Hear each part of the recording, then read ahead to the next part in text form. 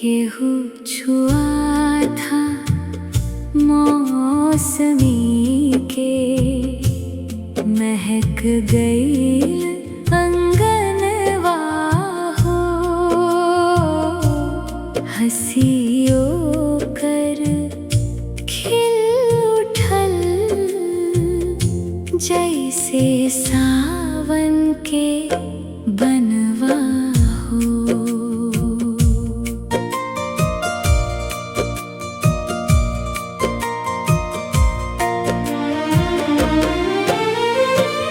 फूलन के बगिया में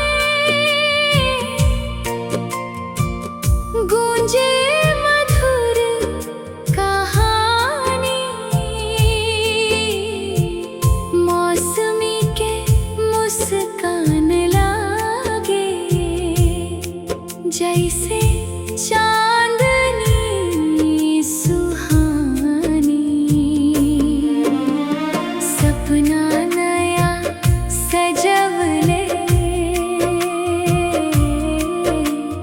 दिल में उमंग जगावे। प्यार के मीठ बोलिया सबके मन हर्षावे। केहू छुआ था मौसमी के, महक गईल अंगनवा हो।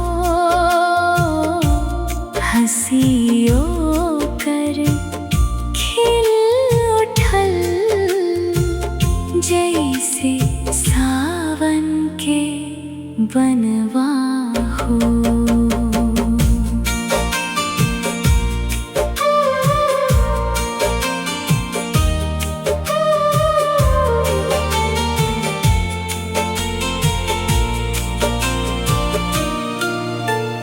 नदिया के कल कल धुन पर गीत नया गुनगुनाई।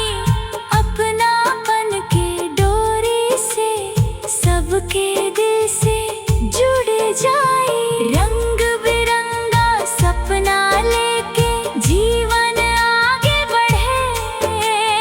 मेहनत आ मुस्कान से हर मुश्किल राह मुड़े। केहू छुआ था मौसमी के, खुशियन के बहार आई। प्यार सम्मान अपनापन जीवन